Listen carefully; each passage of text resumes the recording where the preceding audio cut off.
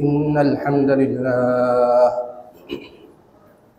نحمده ونستعينه ونستغفره ونؤمن به ونتوكل عليه ونعوذ بالله من شرور أنفسنا ومن سيئات أعمالنا من يهده الله فلا مضل له ومن يضلل فلا هادي له ونشهد أن لا إله إلا الله وحده لا شريك له ونشهد أن سيدنا ومولانا محمدا عبده ورسوله أما بعد فأعوذ بالله من الشيطان الرجيم بسم الله الرحمن الرحيم ومن يشاقق الرسول من بعد ما تبين له الهدى ويتبع غير سبيل المؤمنين نوله ما تولى ونصله جهنم وساءت مصيرا وقال تعالى ألم يأن للذين آمنوا أن تخشع قلوبهم بذكر الله وما نزل من الحق ولا يكونوا كالذين أوتوا الكتاب من قبل فطال عليهم الأمد فقست قلوبهم وكثير منهم فاسقون وعن أبي هريرة رضي الله تعالى عنه أنه قال قال رسول الله صلى الله عليه وسلم بادروا بالأعمال فتنا كقطع الليل المظلم يصبح الرجل مؤمنا ويمسي كافرا ويمسي مؤمنا ويصبح كافرا يبيع دينه بعرض من الدنيا أو كما قال رسول الله صلى الله عليه وسلم آمنت بالله صدق الله مولانا العظيم وصدق رسوله النبي الكريم ونحن على ذلك لمن الشاهدين والشاكرين والحمد لله رب العالمين حقیقت میں وہ لطف زندگی پایا نہیں کرتے حقیقت میں وہ لطف زندگی پایا نہیں کرتے جو یاد مصطفیٰ سے دل کو بہلایا نہیں کرتے جو یاد مصطفیٰ سے دل کو بہلایا نہیں کرتے بلغ العلا بکمالہ کشف الدجا بجمالہ حسنت جمیع خصالہ صلوا عليه وآله بلغ العلا بكماله كشف الدجى بجماله حسنت جميع خصاله صلوا عليه وآله اے زائر بیت نبوی یاد رہے یہ اے زائر بیت نبوی یاد رہے یہ بے قاعدہ یا جنبش لب ادبی ہے آہستہ قدم پست نگاہ پست صدا ہو آہستہ قدم پست نگاہ پست صدا ہو خوابیدہ یہاں روح رسول عربی ہے সকলে মহব্বতের সাথে দুরুদ ইব্রাহিমি পাঠ করি নামাজের দুরুদ শরীফ اللهم صل على محمد وعلى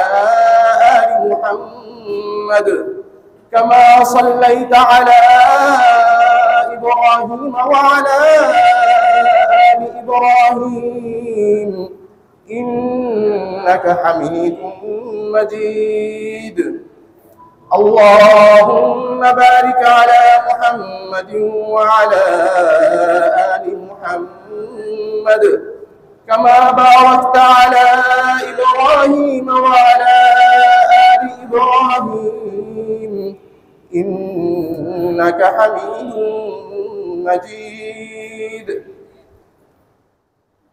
আল্লাহ রব্বুল ইজ্জত ওয়াল জালালের দরবারে লাখো কোটি শুকরিয়া আদায় করছি রব্বুল আলামিন আমাদেরকে দুনিয়াবি বিভিন্ন জায় ঝামেলা থেকে ফারিগ হয়ে পৃথিবীর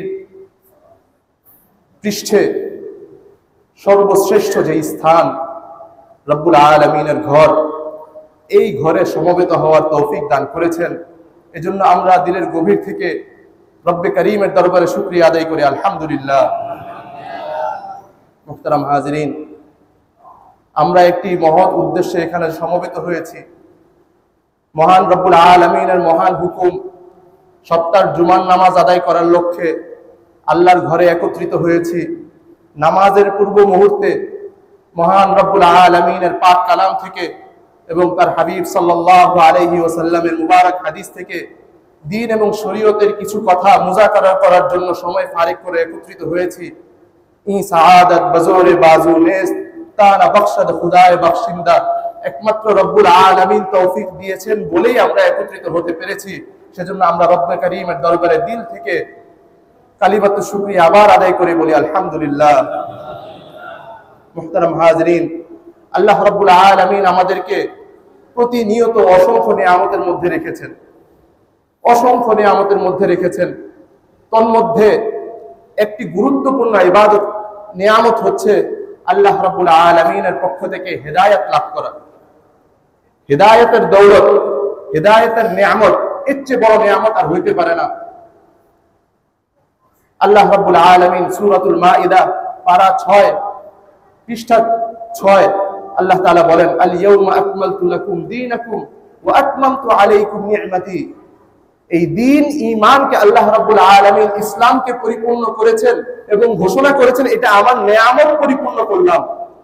কাজেই দ্বীন ইসলামের নিয়ামত যে লাভ করলো, আমরা আল্লাহ রাব্বুল আলামিনের দরবারে আশা রেখে বলতে পারি তার নিয়ামতের মধ্যে সে পরিপূর্ণ নিয়ামত লাভ করলো, আলহামদুলিল্লাহ। আল্লাহ রাব্বুল আলামিন তার পাক কালাম নাজিল করেছেন এই হেদায়েত লাভ করার জন্যই।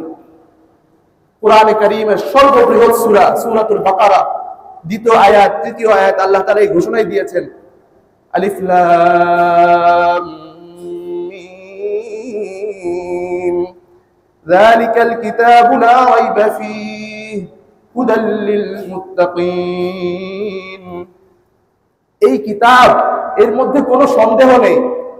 আর এই কিতাব নাজিলের উদ্দেশ্য কি?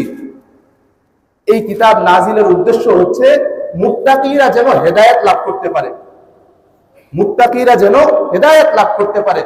এজন্য রব্বুল আলামিনের হুকুম, বান্দা তুমি হেদায়েতের পথ পেয়েছো, সালাতের দিকে অগ্রসর হয়েছো, প্রতিদিন তুমি আমার কাছে, আমার দরবারে 5 বার হাজিরা দাও। সকাল বেলা সূর্য ওঠার আগে তুমি হাজিরা দাও। 2 রাকাত ফজরের ফরজ নামাজ, দ্বিপ্রহরে তুমি আবার আমার দরবারে হাজিরা দাও। 4 রাকাত ফরজ নামাজ, জোহরের নামাজ। আসরের সময় সূর্য ডুবার আগে তুমি আমার দরবারে আবার হাজিরা দাও। সূর্য ডুবার পরে আবার হাজিরা দাও। আবার রাতে যখন তুমি শয্যা গ্রহণ করবে তার আগেও তুমি আমার দরবারে হাজিরা দাও। এই হাজিরা দেওয়ার মধ্যে তোমার জন্য আমি যে নিয়ামত রেখেছি সেটা হচ্ছে সূরাতুল ফাতিহা। আল্লাহ রাব্বুল আলামিন ফরজ করে দিয়েছেন, লা সালাতা ইল্লা বিফাতিহাতিল কিতাব। সূরা ফাতিহা পড়বে না তো নামাজ হবে না।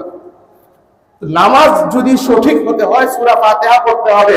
আর সূরা ফাতিহা পড়তে হলে তোমাকে আল্লাহ রাব্বুল আলামিনের দরবারে হাত জোড় করে বিনতির সাথে কায়মন বাক্যে আবদার জানাইতে হবে, ভিক্ষা জানাইতে হবে, রব্বুল আলামিন ইহদিনাস সিরাতাল মুস্তাকিম, আয় আল্লাহ হেদায়েতের উপর রাখেন। তোমাকে নামাজ পর্যন্ত কে আনলো? সেই আল্লাহ। আল্লাহর সামনে দাঁড়ানোর তৌফিক কে দিলেন? সেই আল্লাহ দিলেন। কি পড়তে হবে কে বলে দিলেন? সেই আল্লাহ বলে দিলেন। কি দোয়া করতে হবে কে শিখিয়ে দিলেন? সেই আল্লাহ শিখিয়ে দিলেন। এত আয়োজনের পর আল্লাহ তাআলা বলছেন, আমার কাছে তুমি চাও, হেদায়েত চাও। আমার কাছে তুমি চাও, হেদায়েত চাও। সূরা ফাতিহার মধ্যে জান্নাতের কথা নাই, সরাসরি জান্নাতের কথা নাই। আল্লাহ তাআলা শিখিয়ে দিয়েছেন যে নিয়ামতের কথা চাও, তাদের পথ পেতে চাও, পাওয়ার আবদার জানাও যাদেরকে আমি নিয়ামত দিয়েছি। মুহতারাম হাজিরিন, হেদায়েতের নিয়ামত, হেদায়েতের নিয়ামত অত্যন্ত গুরুত্বপূর্ণ নিয়ামত, অত্যন্ত জরুরি নিয়ামত। এই হেদায়েতের উপর আমরা কিভাবে থাকতে পারি, হেদায়েতের পথ কাকে বলে, এই বিষয়টা জানা দরকার আছে না নাই? হেদায়েত কাকে বলে এটা কিন্তু কিছু বিষয় আছে, কিছু টার্ম আছে আমরা সব সময় সচরাচর ব্যবহার করার কারণে অর্থটা অনেক সময় আমাদের স্পষ্ট থাকে না বা ক্লিয়ার থাকে না। হেদায়াত, নেয়ামত, শরীয়ত, সুন্নত, ঈমান, আকীদা, এই শব্দগুলো কিন্তু আমাদের পরিচিত শব্দ, তাই না? কিন্তু এর অর্থ, মর্ম, ব্যঞ্জনা এবং এর বাস্তবতা কতটুকু, এর পরিধি কতটুকু, এর আওতায় কি আসে, এর আওতায় কি আসে না, এই বিষয়গুলো, এই কনসেপ্টটা আমাদের কাছে সবসময় ক্লিয়ার থাকে না। এই জন্য হেদায়াত কাকে বলে, হেদায়াত পাওয়ার মাধ্যম কি, আল্লাহ রাব্বুল আলামিন কোরআনে কারীমের পরতে পরতে আমাকে আপনাকে জানিয়ে দিয়েছেন। সুবহানাল্লাহি ওয়া বিহামদিহি। আমি খুতবার মধ্যে আপনাদের সামনে সূরাতুন নিসা পারা 5 পৃষ্ঠা 16 আয়াত নাম্বার 115 একটি আয়াত তেলাওয়াত করেছি। আল্লাহ রাব্বুল আলামিন বলেন, ওয়া মান ইউশাকিকির রাসূল মিন বাদি মা তাবায়্যানা লাহুল হুদা, হেদায়েত স্পষ্ট হয়ে যাওয়ার পর যে তার রাসূলের সাথে বাদানুবাদ করবে, রাসূলের কথা মানতে পারবে না, রাসূলের পথে চলতে পারবে না, রাসূলের মত গ্রহণ করতে পারবে না, ওয়ায়াত্তাবি'উ গায়রা সাবিলিল মুমিনিন, এবং মুমিন মুসলমানদের যে সরল পথ, মূল ধারা, সে সেটা মাইনাস করে অন্য পথে চলবে, বাইপাস করে অন্য পথে চলবে, নুওয়াল্লিহি মা তাওয়াল্লা ওয়া নুসলিহি জাহান্নাম, সে যে পথে চলতে চায় আমি তাকে সে পথেই রেখে দিব। আয়াতের অর্থগুলো একটু খেয়াল করি ভাই। সুন্নতের পথ অনুসরণ করছে না, সাবিলুল মুমিনিন, মুসলমানদের যে স্বাভাবিক মূল ধারার যে কর্মনীতি আছে সেটা সে গ্রহণ করছে না, মন চাহি জিন্দেগি গ্রহণ করছেন। রব্বুল আলামিন বলেন যে আমার ঠেকা পড়ে নাই যে তোমাকে আমি আবার ঘুরে হেদায়েতের দিকে আনবো। আল্লাহ রাব্বুল আলামিনের ওয়াদা, ওয়ায়াহদি ইলাইহি মান ইউনিব, যে আমার কাছে হেদায়েত পেতে চায়, যে সুন্নতের পথে চলতে চায়, যে সাবিলুল মুমিনিন গ্রহণ করতে চায়, অবলম্বন করতে চায়, ওয়াল্লাযীনা জাহাদু ফিনা লানাহদিয়ান্নাহুম সুবুলানা, এভাবে যে অগ্রসর হইতে থাকবে তার সুন্নত এবং শরীয়তের পথে পাওয়ার জন্য আমি তার কাছে অসংখ্য পথ উন্মুক্ত করে দিব। আল্লাহ রাব্বুল আলামিন আমাদেরকে সেই তৌফিক নসিব করেন।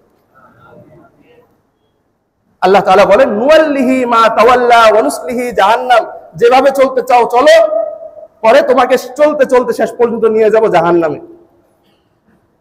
আপনারা বাসায় গেলে সবার ঘরে তো মুমিন মুসলমান হিসেবে কোরআনে কারীম আছে, তাই না? আমি আয়াতের নাম্বারগুলো বলে দিচ্ছি। আমাদের স্বাভাবিক যেই কোরআনে কারীম মাদ্রাসাগুলোতে তেলাওয়াত করা হয়, হুফাজে কেরাম, হাফেজ সাহেবান যে কোরআন শরীফ থেকে তেলাওয়াত করেন, সেই তেলাওয়াতের কোরআনের যে পৃষ্ঠা নাম্বার, পারা নাম্বার বলে দিচ্ছি। কারণ অন্যান্য যে কোরআন শরীফ আছে সেগুলোর মধ্যে এই আপনাদের নুসখা, আমাদের আরবিতে বলে নুসখা, অর্থাৎ এক একটা এক এক এডিশন, যার কারণে পৃষ্ঠা নাম্বার মিলে না। কিন্তু হাফিজি কোরআন শরীফ পুরা দুনিয়াতে একরকম। আপনি হারামে দেখবেন, মক্কা মুকাররমায় দেখবেন একরকম, মদিনা মুনাওয়ারা একই রকম, বাংলাদেশে একই রকম, হিন্দুস্তানে একই রকম, পাকিস্তানে একই রকম, সব জায়গায় একরকম। তো ওইটার আমি হাওয়ালা দিচ্ছি, কোটেশন দিচ্ছি। আয়াতের অর্থ আপনারা মিলিয়ে নেবেন। নুওয়াল্লিহি মা তাওয়াল্লা ওয়া নুসলিহি জাহান্নাম ওয়াসাআত মাসীরা, এর চেয়ে নিকৃষ্ট জায়গা আর হতে পারে না, আল্লাহ তাআলা বলেন। তো এই আয়াত থেকে আমরা দুইটা বার্তা পাই। কয়টা বার্তা ভাই? দুইটা বার্তা। সপ্তাহের জুমার দিনের আলোচনাগুলো একটু ক্লাসের মতো হয়। এখানে আমাদের মনোযোগটা ধরে রাখতে হবে, point to point, step by step আলোচনাগুলো অগ্রসর হবে। কোনো পয়েন্ট যদি আমরা মনোযোগ বিচ্ছিন্ন হয়ে যায় তাহলে পরের সিঁড়িটা আমরা ধরতে পারবো না, পরের ধাপে অগ্রসর হতে পারবো না। ঠিক আছে না ভাই? ইনশাআল্লাহ। এখানে দুইটা পয়েন্ট। আল্লাহ রাব্বুল আলামিন বলছেন যে হেদায়েতের শর্ত হচ্ছে সুন্নাহর পথ গ্রহণ করতে হবে। ওয়ামান ইউশাকিকির রাসূলা মিন বাদি মা তাবায়্যানা লাহুল হুদা, আয়াতের এই অংশ থেকে সাব্যস্ত হয় সুন্নাহর পথ গ্রহণ করতে হবে। ওয়ায়াত্তাবি'উ গায়রা সাবিলিল মুমিনিন, আয়াতের দ্বিতীয় অংশ থেকে সাব্যস্ত হয় জামায়াতের পথ অবলম্বন করতে হবে। এদিক থেকে বলা হয় যে হেদায়েত প্রাপ্ত জামাত হচ্ছে আহলুস সুন্নাতি ওয়াল জামাআহ। আহলুস সুন্নাত ওয়াল জামাআত আমরা শুনেছি না? আহলুস সুন্নাত ওয়াল জামাত এই শব্দের মধ্যে সুন্নতের পথ আছে এবং সাবিলুল মুমিনিন আছে। রাসূলুল্লাহ সাল্লাল্লাহু আলাইহি ওয়াসাল্লাম ইরশাদ করেন, মশহুর হাদিস, মুসনাদুল ইমাম আহমদ, তিরমিজি, আবু দাউদ, নাসাই প্রমুখ ইমাম ওনারা ওনাদের হাদিসের কিতাবে উল্লেখ করেছেন। হযরত ইরবাদ ইবনে সারিয়া রাদিয়াল্লাহু তাআলা আনহু থেকে বর্ণিত লম্বা হাদিস, রাসূলুল্লাহ সাল্লাল্লাহু আলাইহি ওয়াসাল্লাম বলেন, فإنه من يعش منكم بعدي فسيرى اختلافا كثيرا। আমার পরে তোমরা যারা আসবা, এখন তো সমস্যা তৈরি হলে আমার কাছে সমাধানের পথ আছে। আল্লাহ রাসূল সাল্লাল্লাহু আলাইহি ওয়াসাল্লাম সমাধান দিয়ে দেন। কিন্তু আমার অবর্তমানে যখন আমি থাকবো না, তখন অনেক ইখতিলাফ দেখবে, অনেক সমস্যা, সংকট, মতনৈক্য, অনেক কিছু প্রকাশ পাবে। তখন তোমাদের করণীয় কি? এই করণীয় আমাদের জানা দরকার আছে না নাই? মতভেদ বর্তমান দুনিয়ায় আছে না নাই? নাকি আমরা মতভেদ দেখি না? অসংখ্য মতভেদ আছে। করণীয় কি? রাসূলুল্লাহ সাল্লাল্লাহু আলাইহি ওয়াসাল্লাম বলেন, ফাআলাইকুম বিসুন্নতি।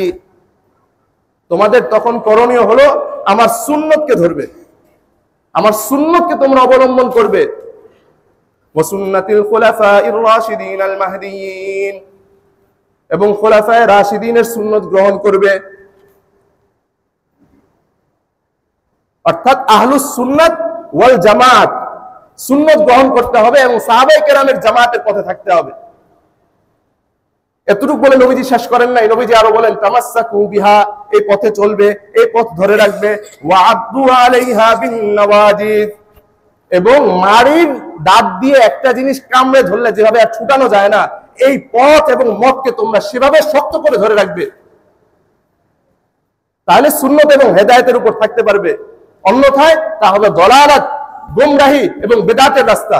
রাসূলুল্লাহ সাল্লাল্লাহু আলাইহি ওয়াসাল্লাম বলেন, ওয়া ইয়াকুম ওয়া মুহদাসাতিল উমুর, নতুন নতুন চটকদার বিষয় সামনে আসতে থাকবে। ফাইন্না কুল্লা মুহদাসাতিন বিদআহ। বিদআত কাকে বলে ভাই? বিদআত হলো যে এই জিনিসটা নবীজির দেওয়া দরকার ছিল কিন্তু উনি দিয়ে যেতে পারেন নাই। না বলেন নাউজুবিল্লাহ। যে দ্বীনের মধ্যে এমন একটা জিনিস আমরা বানাইলাম যে ভাই এটা কি নবীজি করেছেন? না করেন নাই। সাহাবায়ে কেরাম করেছেন? না করেন নাই। তাহলে এখন কোত্থেকে আসলো? না এখন প্রয়োজন আছে। বলেন নাউজুবিল্লাহ। যদি প্রয়োজন থাকতো তাহলে আল্লাহ রাব্বুল আলামিন ঘোষণা করতেন না যে আমি নিয়ামত পরিপূর্ণ করে দিলাম। পরিপূর্ণ হয়ে যাওয়ার পর আর কোনো অসম্পূর্ণতা নেই।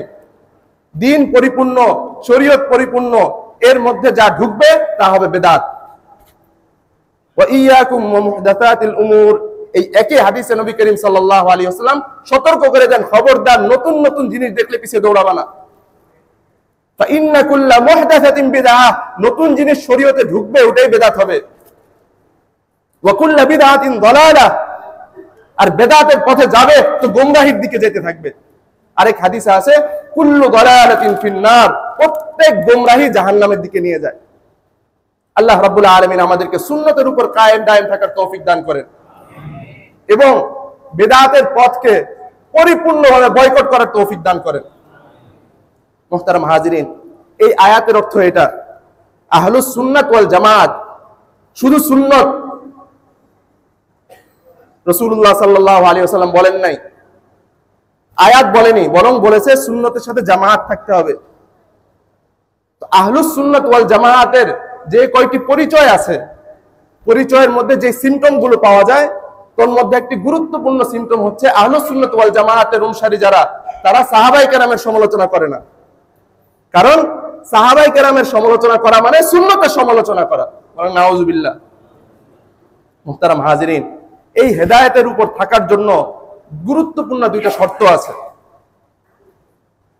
হেদায়েতের উপর থাকার জন্য গুরুত্বপূর্ণ দুইটা শর্ত আছে। সূরাতুল হাদীদ পারা 27 পৃষ্ঠা 18 লাইন নাম্বার 12, 13, 14, 15, আয়াত নাম্বার 16 আল্লাহ রাব্বুল আলামিন বলেন, আলাম ইয়ানিল লাযীনা আমানু আন তাখশা কুলুবুহুম লিযিকরিল্লাহ। ঈমানদারদের কি সময় হয় নাই? ঈমানদারদের কি এখনো সময় হয় নাই? কাকে বলা হচ্ছে? কাফেরদের সময়।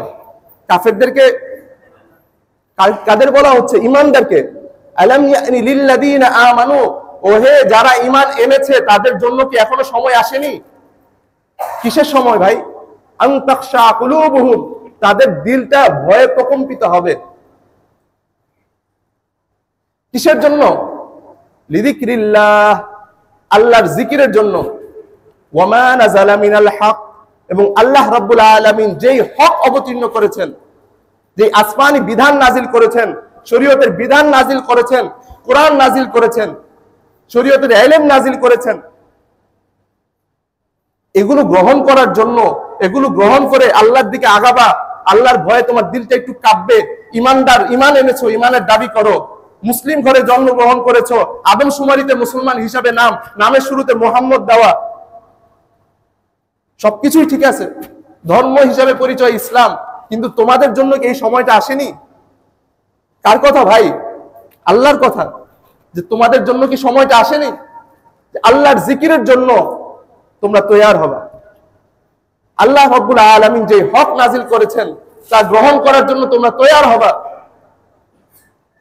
ওয়ালা ইয়াকুনু কাল্লাযীনা উতুল কিতাবা মিন ক্বাবলু, খবরদার তোমরা আগের জাতিদের মতো হয়ো না। তাদের কাছেও নবী এসেছিল, আসমানি কিতাব এসেছিল, ফাতালা আলাইহিমুল আমাদু, কিন্তু তাদের বুক ভরা আশা ছিল, এখনো তো বুড়া হই নাই, এখনো কি রিটায়ার্ড করি নাই, এখনো ছেলে মেয়ে বিয়ে দেওয়া বাকি আছে। এরকম ওয়াসওয়াসা শয়তান কাজ করে না? করে না? করে। ইমানদার এই ওয়াসওয়াসাকে প্রশ্রয় দিতে পারে না। ইমানের দাবি হচ্ছে ওয়াসওয়াসাকে সে প্রশ্রয় দিবে না। আল্লাহ রাব্বুল আলামিন বলেন, যারা এভাবে চলতে থাকে, ফাকাসাত কুলুবুহুম, কবরে চলে যায় কিন্তু দিল নরম হয় না, দিল শক্ত থাকে। মুহতারাম হাজিরিন, হেদায়েতের উপর থাকার জন্য শর্ত হচ্ছে ইলম এবং জিকির। জিকির এবং ইলম, এই জিকির এবং ইলম যতদিন থাকবে ততদিন হেদায়েতের পথে থাকা যাবে। সুবহানাল্লাহি ওয়া বিহামদিহি। অনেকে চিন্তা করতে পারেন যারা দাওয়াত ও তাবলীগে সময় লাগিয়েছেন, এটা তো তাবলীগের উসুল, ইলম ও জিকির। না দোস্ত, তাবলীগের সাথীরা এটা উসুল বানিয়ে আলোচনা করেন, কিন্তু প্রত্যেক মুমিনের ঈমানি জিন্দেগির গুরুত্বপূর্ণ উসুল হচ্ছে, মূলনীতি হচ্ছে ইলম ওয়ালি জিন্দেগি হতে হবে এবং জিকির ওয়ালি জিন্দেগি হতে হবে।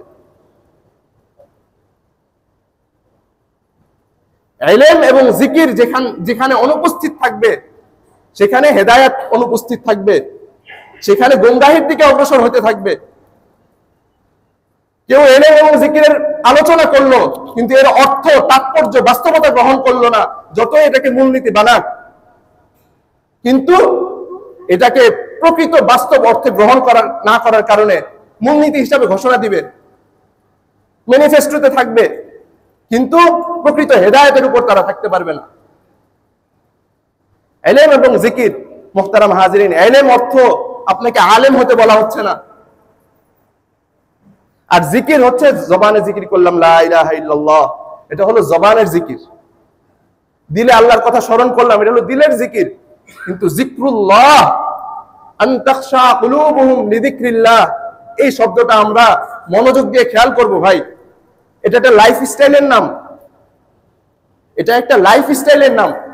যিকরুল্লাহ সাথে জীবন যাপন করা। মুহতারাম হাজিরিন, যিকরুল্লাহ ওয়ালা যদি জীবন হয় তাহলে এই জীবনে শক্তি পাওয়া যায়, এই শক্তি দিয়ে সে পথ চলতে পারে। কোন পথে চলবে এই দিক নির্দেশনা প্রদান করবে ইলম। ইলম পথ দেখাবে, জিকির শক্তি সঞ্চয় করবে। যদি ইলম না থাকে, জিকির থাকে, তাহলে শক্তি সঞ্চয় করলো, বাস্তবের পক্ষে সেটা জিকিরই হবে না, সে পথ চলতে পারবে না। শুধু ইলম হাসিল করলো, জিকির নাই, তাহলে সে পথ চিনলো কিন্তু পথে অগ্রসর হওয়ার তার শক্তি থাকলো না। যদি শক্তি না থাকে তাহলে এই লোক রাস্তা যতই চিনুক, পথ যদি না চলে তাহলে সে গন্তব্যে পৌঁছতে পারবে? কোনোদিনও পৌঁছতে পারবে না। আর আরেকজন খুবই শক্তি আছে, তারসাম নারাসি বাকাবা আই আরাবি কে ই যা কি মি রবি বা তুর্কিস্তানাস, কাফেলা হেজাজের তুর্কিস্তানের ধরেছে ভ্রান্ত পথ। আমাদের হযরত আবু তাহির মিজবাহ আহমদ বারাকাতুহুম আদি হুজুর বলি, উনি এই শেরের ফার্সি কবিতার বাংলা অনুবাদ করেছেন, কাব্যানুবাদ। কাফেলা হেজাজের তুর্কিস্তানের ধরেছে ভ্রান্ত পথ, যে হজে যাবে, সামানা প্রস্তুত, কাফেলা প্রস্তুত, এখন কাবার দিকে না গিয়ে চলতে হলো তুর্কিস্তানের দিকে। তো এই কাফেলা কোনোদিন কাবা পর্যন্ত পৌঁছতে পারবে? পৌঁছতে পারবে না, কারণ তার কাছে এলেন নাই, ওই রাস্তা সে চিনে না, সে কাবা পর্যন্ত পৌঁছতে পারবে না। আরেকজন রাস্তা চিনে, কিন্তু তার সামানা প্রস্তুত না, কাফেলা প্রস্তুত না, এই লোক হজ করতে পারবে? এই জন্য জিক্রুল্লাহ এবং ইলমুল্লাহ, শরীয়তের ইলম এবং আল্লাহর জিকির, এই দুইটা সমন্বয়ে আমাদেরকে জীবন যাপন করতে হবে। আল্লাহ রাব্বুল আলামিন আমাদেরকে সেই তৌফিক দান করেন। মুহতারাম হাজিরিন, যে কথাটা বলতে চাচ্ছি সেটা হচ্ছে যে হেদায়েতের জন্য শর্ত হচ্ছে আহলুস সুন্নাত ওয়াল জামায়াতের মত ও পথের উপর থাকা, এবং মত ও পথের উপর আমরা ততদিন থাকতে পারবো যখন জিক্রুল্লাহ থাকবে এবং ইলম থাকবে। এই মুহূর্তে এসে রাসূলুল্লাহ সাল্লাল্লাহু আলাইহি ওয়াসাল্লামের একটা হাদিস আপনাদেরকে শোনাইতে চাই। হযরত আবু হুরায়রা রাদিয়াল্লাহু তাআলা আনহু থেকে বর্ণিত, রাসূলুল্লাহ সাল্লাল্লাহু আলাইহি ওয়াসাল্লাম ইরশাদ করেন, সহিহ মুসলিমের 118 নম্বর হাদিস, বাদিরু বিল আ'মালি ফিতানান কাকিতাইল লাইলিল মুজলিম। হাদিসের বিভিন্ন অধ্যায় থাকে, তো কিতাবুল ফিতান একটা গুরুত্বপূর্ণ অধ্যায়, এবং বাবু আশরাতিস সাআহ, কিয়ামতের আলামত কি কি, এগুলো হাদিসে যে আলোচনাগুলো আছে সেই আলোচনার মধ্যে এই হাদিসটা পাওয়া যায়। মুহাদ্দিসিনে কেরাম এই হাদিসকে সেই অধ্যায়ের অধীনে ওনারা উল্লেখ করেছেন। রাসূলুল্লাহ সাল্লাল্লাহু আলাইহি ওয়াসাল্লাম বলেন, বাদিরু বিল আ'মালি ফিতানান কাকিতাইল লাইলিল মুজলিম। অন্ধকার, ঘুটঘুটে অন্ধকার, কঠিন রাত, প্রচন্ড ঝড়ঝাপটা, আমাবস্যা চলছে, এরকম নিকষ কালো রাতের অন্ধকারের টুকরার মতো এক একটা ফিতনা, যে সমাধানের পথ দেখা যাচ্ছে না, ভয়াবহ ফিতনা। এই ফিতনার তোমরা মোকাবেলা করো। এরকম ফিতনা আসে না? সবচেয়ে বড় ফিতনা কি, এটা সামনে নবীজি বলে দিচ্ছেন। এত ভয়াবহ ফিতনা, এই ফিতনার তোমরা মোকাবেলা করো, ফিতনার সাথে লড়াই করো, এখান থেকে উত্তীর্ণ হতে হবে। কিভাবে উত্তীর্ণ হবে? নবী করিম সাল্লাল্লাহু আলাইহি ওয়াসাল্লাম বলেন, বাদিরু বিল আ'মাল, তোমরা আমলের মাধ্যমে মোকাবেলা করো। কিসের মাধ্যমে? মিসাইলের মাধ্যমে, পরমাণুর মাধ্যমে না দোস্ত, সামরিক বাহিনীর মাধ্যমে না, শক্তির মাধ্যমে না, অর্থের মাধ্যমে না, ক্ষমতার মাধ্যমে না। মুসলমান ইমানদার ফিতনার মোকাবেলা করবে আমলের মাধ্যমে। আর আমল কি? যেটা আমি সূরাতুল হাদীদ থেকে উল্লেখ করেছি, আন তাখশা কুলুবুহুম লিযিকরিল্লাহি ওয়া মা নাযালা মিনাল হক। ইলম যেটা বলবে সেটা হচ্ছে আমল, জিক্রুল্লাহর কাইফিয়াত এটা হচ্ছে আমল। শরীয়ত যেই ফিতনার মোকাবেলা যেভাবে করতে বলবে সেটা হচ্ছে সেই আমল। মন চাহি আমল না, মন চাহি আমল যদি হয় তাহলে সেটা কি হবে? বিদআত হবে। বাদিরু বিল আ'মালি ফিতানান কাকিতাইল লাইলিল মুজলিম ইউসবিহু আর-রাজুলু মুমিনান ওয়া ইউমসি কাফিরা। এত ভয়াবহ ফিতনা যে সকালবেলা লোকটা মুসলমান ছিল, কিন্তু সন্ধ্যা হতে কতক্ষণ সময়, এতক্ষণে কাফের হয়ে শেষ। ওয়া ইউমসি মুমিনান ওয়া ইউসবিহু কাফিরা, রাত্রিবেলা লোকটা ইমানদার ছিল, সকাল হতে না হতে বেঈমান হয়ে গেল। মুহতারাম হাজিরিন, কেউ আয়োজন করে পরিকল্পনা করে বেঈমান হয় না। বেঈমান হওয়ার, গুমরাহির পথে পরিচালিত হওয়ার গুরুত্বপূর্ণ যেই দুইটি শর্ত ছিল, এই শর্তের অনুপস্থিতির কারণেই মানুষ গুমরাহ হয়। একটা হলো জিক্রুল্লাহ না থাকা, আর একটা হলো শরীয়তের ইলম না থাকা। অনেক ইলম আছে, জিক্রুল্লাহ অনুপস্থিত। আবু জাহেল হেদায়েতের পথ পায়নি। অনেক জিকির আছে কিন্তু ইলম নাই, তো চলে যাবে মাজারে। আল্লাহ বলছে আমার সামনে সেজদা করো, তো দিলে আবেগ আসছে, শক্তি দেখবে, তার সামনে মাথা নোয়াবে। কখনো সূর্য দেবতা, কখনো চন্দ্র দেবতা, কখনো বটগাছ দেবতা, কারণ ইলম নাই। শরীয়ত যেই ফিতনার মোকাবেলা যেভাবে করতে বলবে সেভাবে মোকাবেলা করার নাম হলো আমল। আর এত ভয়াবহ ফিতনা যে সকালবেলা ইমানদার তো বিকালবেলা বেঈমান, বিকালবেলা ইমানদার তো সকালবেলা বেঈমান।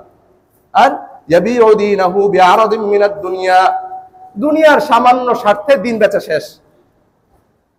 দিনের মতো ইমানের মতো দৌলত এটা সওদা হয়ে যায় দুনিয়ার সামান্য স্বার্থে। শেখ হাসান মিশরের একজন বড় শায়েখ, উনি এটার ব্যাখ্যায় বলেন যে বিআরাদিন মিনাদ দুনিয়া, দুনিয়ার স্বার্থে মানে নিজের স্বার্থে হওয়া জরুরি না, নেতার স্বার্থে নিজের ইমান দিয়ে দেয়, বসের স্বার্থে নিজের ইমান দিয়ে দেয়, আখলাক দিয়ে দেয়, চরিত্র দিয়ে দেয় তার মনোতুষ্টির জন্য। আরে ভাই, আপনার ইমান এটা আল্লাহ রাব্বুল আলামিন আপনার কাছে আমানত দিয়েছেন, এটার পরিচর্যা করেন আপনি। নিজের দুনিয়াবি সামান্য স্বার্থ না, বরং অন্যের সামান্য স্বার্থ রক্ষার জন্য, গায়রুল্লাহ সামান্য স্বার্থ রক্ষার জন্য নিজের ইমান বিক্রি করে দেয়। আল্লাহ রাব্বুল আলামিন আমাদেরকে ইমান হেফাজতের তৌফিক দান করেন। মুহতারাম হাজিরিন, এই দুই আয়াত এবং এই হাদিস, সহিহ মুসলিমের যে হাদিস উল্লেখ করা হলো, এই দুই আয়াত এবং হাদিসের আলোকে কয়েকটি কথা আরজ করতে চাই। কুরআনুল কারীম হেদায়েতের কিতাব, এই হেদায়েত গ্রহণ করতে হবে কোরআন যেভাবে হেদায়েত গ্রহণ করতে বলেছে সেভাবে, অর্থাৎ আহলুস সুন্নাত ওয়াল জামাআতের তরিকায়, ইলম এবং জিকিরকে সাথে নিয়ে। এবং সবচেয়ে ভয়াবহ ফিতনা হচ্ছে ইমানের উপর যে ফিতনা আসে। বর্তমান দুনিয়ায় কিছু কিছু কথা আছে, সকল সমস্যার সমাধান দিতে পারে আল কোরআন, সকল সমস্যার সমাধান দিতে পারে আল কোরআন। আল্লাহর কিতাব কোরআন কারীমই আমাদের জন্য কি যথেষ্ট? বলেন তো এই কথা সুন্দর না অসুন্দর? এর চেয়ে সুন্দর কথা আর হইতে পারে? এই সুন্দর কথা কেউ বললো আর আমি তার দলে যোগ দিয়ে দিলাম, ঠিক হবে? এই সুন্দর কথা যদি কেউ বলে আর তার দলে যোগ দিয়ে দিলাম, হবে? হ্যাঁ, যোগ দেওয়ার জন্য শরীয়তের মাপকাঠি কি? হযরত জাফর ইবনে আবি তালেব রাদিয়াল্লাহু তাআলা আনহু বাদশা নাজ্জাশীর সামনে দাঁড়িয়ে উনি বলেছেন, খ্রিস্টান বাদশা, উনি জিজ্ঞাসা করেছেন যে তোমরা এই লোকের কথা কেন মানো?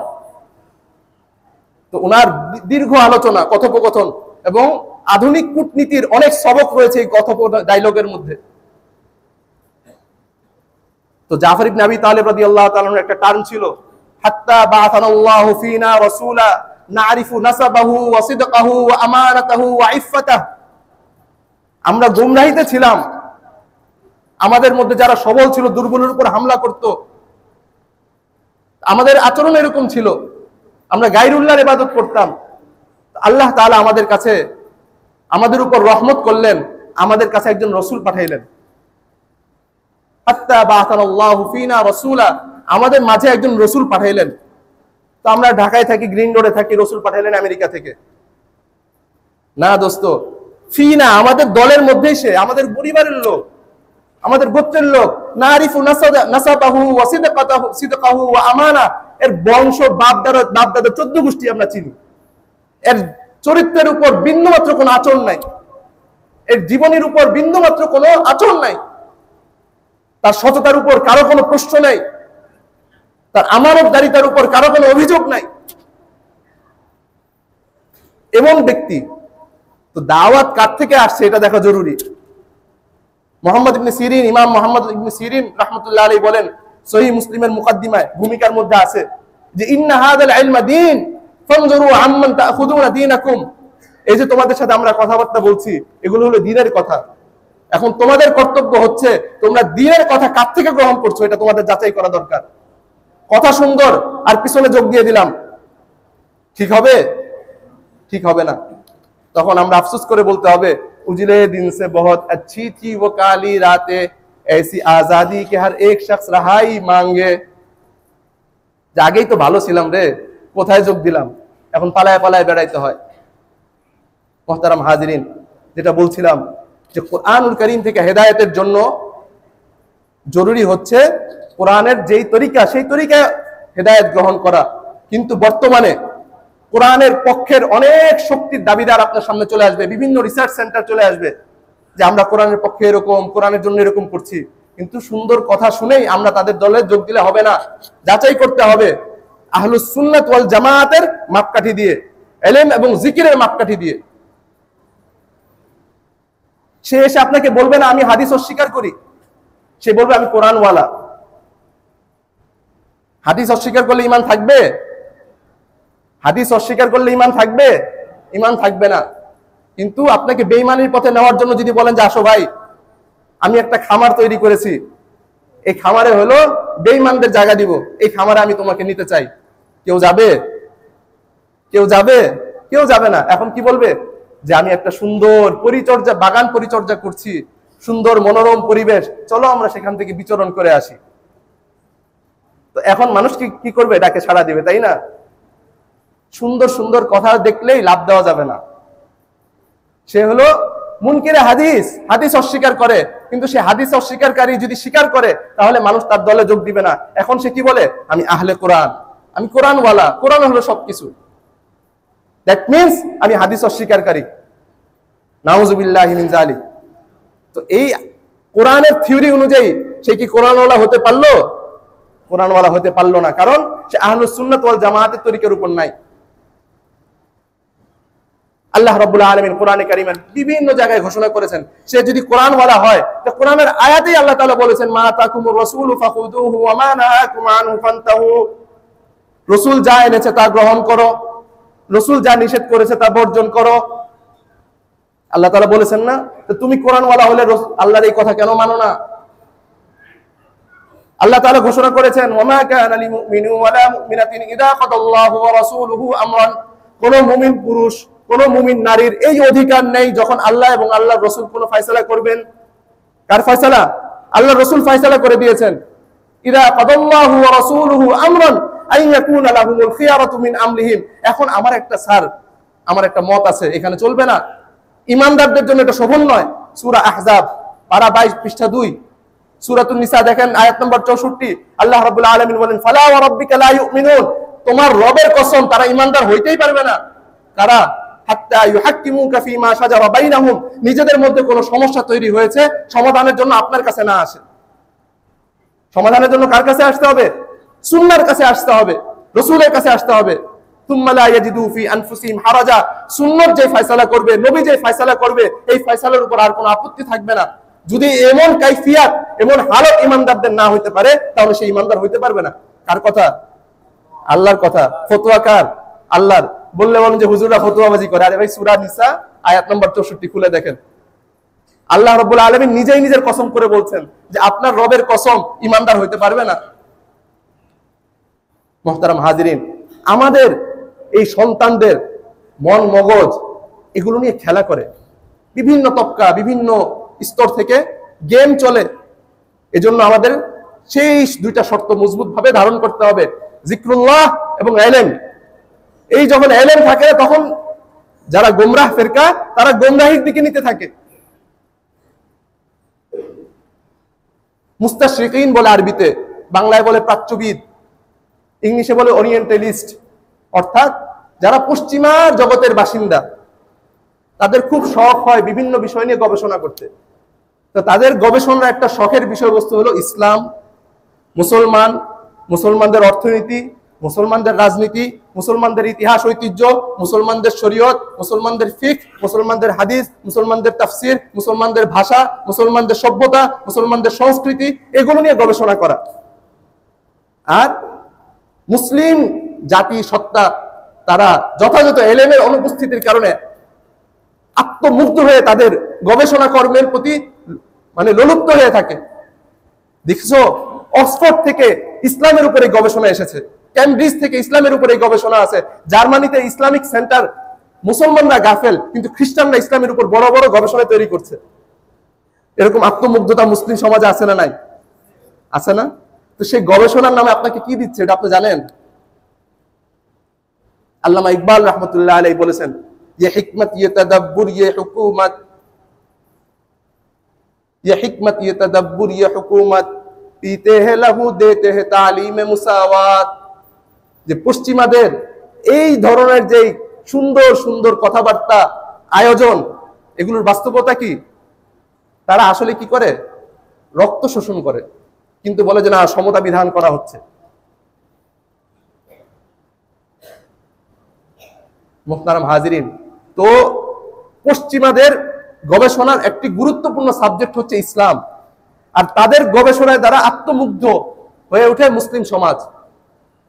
মিশরের ডক্টর মুস্তফা সেবাই রহমতুল্লাহ আলাই, ডক্টর মোহাম্মদ আবু শাহবা রহমতুল্লাহ আলাই, ওনারা এই বিষয় সবিস্তারে আলোচনা করেছেন, ধরে ধরে সুন্নাত ওয়া মাকানাতুহা ফিত তাশরি'আল ইসলামী। অনেক ভাই এখানে শিক্ষিত মানুষ, আপনারা বিভিন্ন গবেষণা পত্র পড়ে অভ্যস্ত, ইংলিশেও আছে, আরবিতেও আছে। আপনারা দেখে নেন যে কিভাবে তারা মুসলিম সমাজে হাদিসের প্রতি অনীহা ভাব তৈরি করে, ঈমান দুর্বল করছে, নাম দিচ্ছে গবেষণা, কিন্তু হরণ করছে আপনার ঈমান। হাদিসের ব্যাপারে সংশয় তৈরি করে দিচ্ছে। হাদিসের ব্যাপারে যদি আপনি আলটিমেটলি সংশয় তৈরি হয়, আপনি কোরআন পেয়েছেন কার মাধ্যমে? হাদিস কার? রসুলের কথা। কোরআনকে কার মাধ্যমে পেয়েছেন? রসুলের মাধ্যমে পেয়েছেন। হাদিসের প্রতি যদি আপনি সন্দিহান হন, কোরআনের প্রতি আপনার ঈমান কোথায় থাকে? এই বিষয়গুলো আমাদের জানা দরকার আছে না নাই?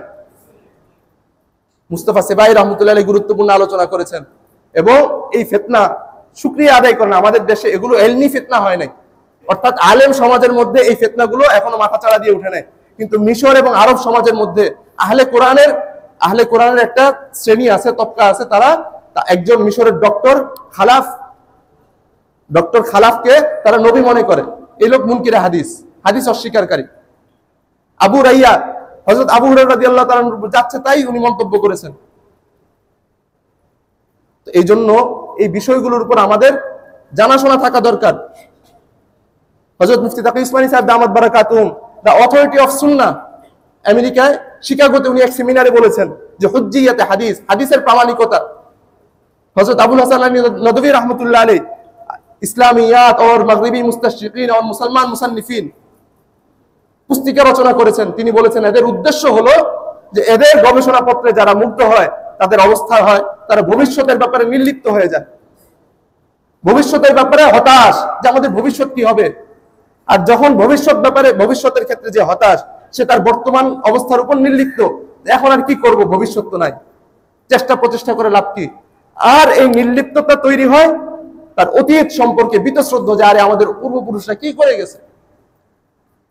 এভাবে নিজের আকাবির আসলাফ, বাপ দাদার উপর বিভিন্ন আপত্তি অভিযোগ তুলে তুলে অত্যন্ত সুশীল ভঙ্গিমায় মুসলমান সন্তানদের ঈমান হরণ করা হচ্ছে। এ ব্যাপারে আমাদের সতর্ক থাকা দরকার আছে না নাই? তো যখন আমরা একটু শিক্ষিত হয়ে উঠে, একটু ধর্মপ্রাণ হয়ে উঠে, বিভিন্ন গবেষণাপত্র পড়া শুরু করে, তখন ইউসবিহুর রাজুলু মুমিনান ওয়া ইউমসি কাফিরা। নবীজির হাদিসের অর্থ এখন বুঝে আসে যে আস্তে আস্তে তার ঈমান থেকে বেঈমানির দিকে নিয়ে যায়। ওয়া ইউমসি মুমিনান ওয়া ইউসবিহু কাফিরা, রাতে একজনের লেকচার শুনে সকালবেলা তার ঈমান চলে যায়। তো কার লেকচার শুনবো, কার গবেষণা পড়বো, এটার জন্য উসুল কি, মূলনীতি হচ্ছে আহলুস সুন্নাত ওয়াল জামাআতের তরিকা আছে না, এটা দেখতে হবে। এবং জিকরুল্লাহর হালাত পয়দা করতে হবে, ইলমের সাথে থাকতে হবে, ইলমের রোশনিতে পথ চলতে হবে। আল্লাহ রাব্বুল আলামিন আমাদেরকে বিষয়টি বুঝবার তৌফিক দান করেন। আমিন ওয়া আখিরু দাওয়ানা আলহামদুলিল্লাহি রাব্বিল আলামিন। আমাদের সভাপতি মহোদয় আপনাদের সামনে কয়েকটি কথা আরজ করবেন।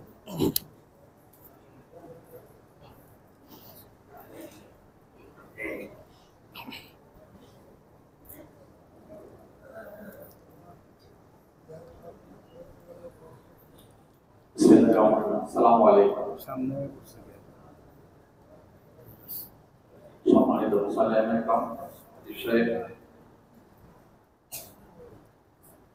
এই পর্যন্ত এই মসজিদের সাথে যারা সংযুক্ত ছিলেন, ইমাম থেকে শুরু করে খতিব থেকে শুরু করে একটা খাদিম, যারা বিভিন্ন সময় কমিটিতে ছিলেন, বর্তমানে আছেন, যারা মুসল্লি হিসাবে এখানে নামাজ আদায় করেছেন এবং এই মসজিদের আর্থিক দিয়ে সহায়তা করেছেন, পরামর্শ দিয়ে সহায়তা করেছেন, যারা বেঁচে আছেন সবাইকে আল্লাহ রাব্বুল আলামিন উত্তম বিনিময় দান করেন এবং সুস্থতা রাখেন। যারা দুনিয়াতে চলে গিয়েছেন তাদেরকে আল্লাহ রাব্বুল আলামিন জান্নাতুল ফেরদৌস নসিব করুন। আজকে তিনি আপনাদের সামনে খতিবের দায়িত্ব পালন করছেন, তিনি জনাব মোহাম্মদ আশিক বিল্লাহ সাহেব।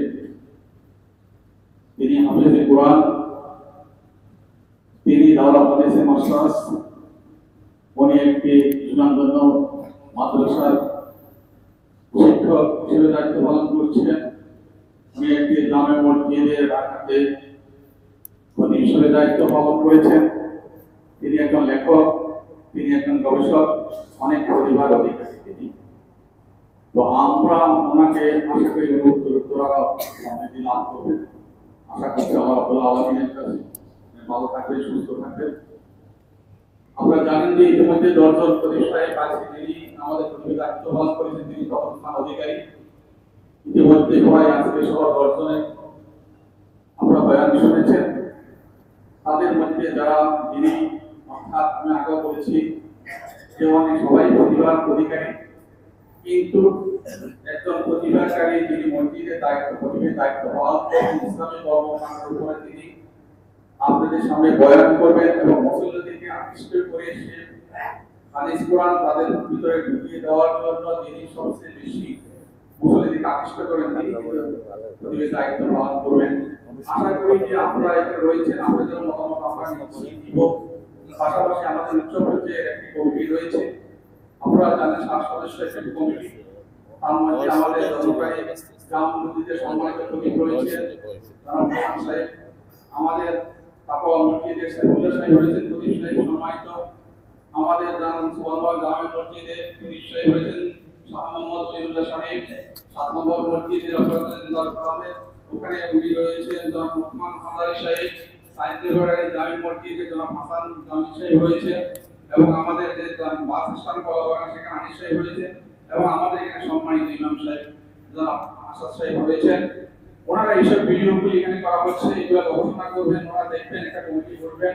পাশাপাশি আপনাদের একটু মতামতের ভিত্তিতে যিনি ভালোভাবে তাদেরকে আমরা ইনশাআল্লাহ নিয়োগ দেওয়ার জন্য চেষ্টা করব। আপনাদের সহযোগিতা চাই। পাশাপাশি আমাদের এই মসজিদে দিন দিন আয় ব্যয় বাড়ছে, আয়টা একটু কম হচ্ছে। সেটা হলো যে এই কোটি কোটি টাকার মসজিদ আপনাদের আয় আপনাদের দানের দ্বারাই কিন্তু নির্মাণিত হয়েছে। আজকে প্রায় আমার বিদ্যুৎ বিল 1,10,00,000 থেকে 30,000 পর্যন্ত বিদ্যুৎ বিল আসে। তো এই অনেক খরচ, প্রায় 3 লাখ টাকার উপরে খরচ রয়েছে। তো আমরা চাই যে এখানে আয়ের উৎস বাড়ানোর জন্য আমাদের পিছনে যে উদ্যোগনা রয়েছে যেখানে 2য় তলা পর্যন্ত হয়েছে, 4র্থ এবং 5ম তলাটা হয়েছে। তো এই 2টি তলা যদি আমরা নির্মাণ করতে পারি তাহলে আমাদের প্রতি মাসে 50,000 টাকা সেখান থেকে আয় হবে, প্রায় 25 লক্ষ টাকার উপরে সেখানে ব্যয় হবে। আপনাদের দানে কিন্তু এখানে নির্মিত হয়েছে। আমরা চাইবো যে সেখান থেকে কোনো দানে যদি 25 জন ব্যক্তি যদি আমাদেরকে 25 লক্ষ টাকা দেয়, আমরা অন্তত সেটা সম্পূর্ণ করতে পারবো। সে আয়টা কিন্তু এই মসজিদে আসবে। যতদিন পৃথিবী থাকবে, কিয়ামত থাকবে, এই মসজিদে কিন্তু প্রতিটি বেতন দেওয়া হবে আপনার ওই আয় থেকে। কোথাও মসজিদ পরিচালনার বিভিন্ন কর্মকাণ্ডে সেই আয় ব্যবহৃত হবে। আর সে যে আয় আপনাদের দানে যে ভবন নির্মিত হবে, কিন্তু সেখান থেকে কিন্তু আপনারা একটা সওয়াবে ভাগিদার হবেন। যেমন পর্যন্ত এই মসজিদে যতদিন থাকে ততদিন পর্যন্ত সওয়াব দিতে থাকবে। সুতরাং আমরা আশা করবো যে আপনারা সকলে অংশগ্রহণ করবেন এই বিষয়ের উপরে। আমরা আগামী জুম্মা থেকে আপনাদের কাছে আসবো এই টাকা কালেকশন করার জন্য। আপনারা সবাই ভালো থাকেন, সুন্দর থাকেন। আসসালামু আলাইকুম।